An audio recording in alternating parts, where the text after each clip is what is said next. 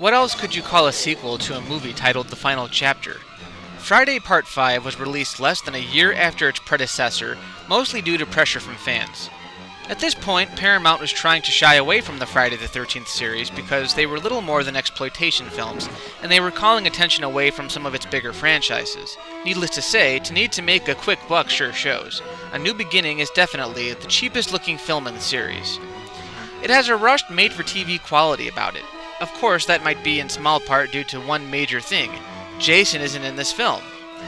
The filmmakers don't completely ignore him as he makes several appearances in the form of a hallucination, and it carries over the story from Part 4. Tommy Jarvis, now older, has been shuffled from one institution to another ever since Jason murdered his family.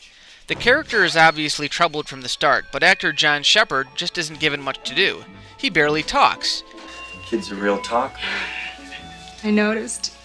I can see how this might have led audiences to think he might be the actual killer, but he's just not that interesting. However, we do see that he's still making those masks.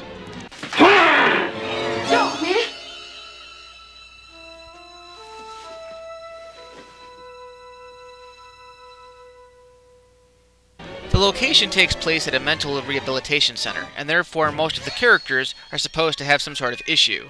However, nothing is explained. It's not like Nightmare on Elm Street 3 where all the characters are given some sort of backstory. They didn't even try with this one, which is kind of disappointing, but altogether expected. The most interesting characters are the couple who have a sex addiction and keep getting caught screwing on public property. We found them in the Hubbard's woods. They were screwing their heads off, Matt. Then there's the hillbilly Ethel Hubbard and her socially rejected son, Junior. They're over the top, sure, and kind of out of place for a slasher movie, but I'd be lying if I didn't say they're kind of funny. Say it like you mean it, Ma! Would you shut the fuck up? I love the scene where Junior flat out gets the shit kicked out of him by Tommy, and while engaging in an angry motorcycle frenzy gets his stupid head chopped off. Mom doesn't fare too well either. Out of all of the Friday the 13th films, this one has the most gratuitous nudity.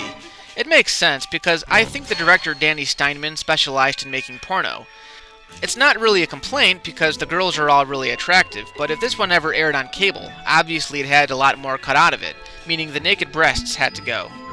So basically there's a character named Joey, who once again is this film's social outcast. After annoying one of the locals, he gets hacked to pieces, and this starts a series of murders that lead people to believe that Jason has risen from the ashes. It's Jason Voorhees. Jason Voorhees? You're out of your fucking mind. You've been out in the sun too long. Jason Voorhees is dead. The death scenes aren't bad, and a few of them are actually memorable, like the girl who gets her eyes cut out and the guy who gets his skull crushed against a tree. But like Part 3, it gets sandwiched between movies that did it better. Still, they managed to keep the gore level up. I think the biggest problem with the film is the stock cast, most of them coming off as completely annoying. Everyone from the little boy Reggie to the counselors have severe personality deficits, and I'm not attributing that to the fact that they're mental patients. I attribute it to lousy acting. I want to be with you. I really do want to be with you. Oh, look behind. I want to make love with you.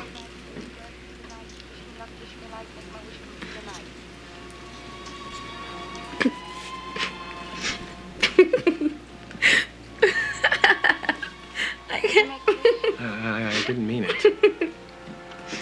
I didn't mean it.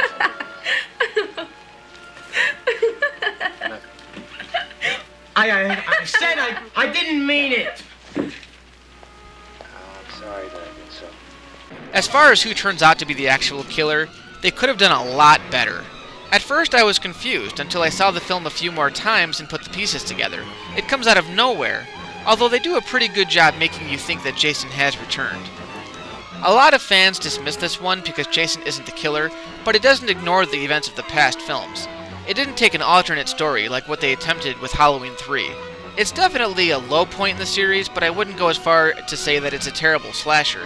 It just doesn't quite have the bloody stamp of approval that the other ones had, and it has an unsettling blend of horror and comedy that make it feel more like an after-school special than a Jason movie.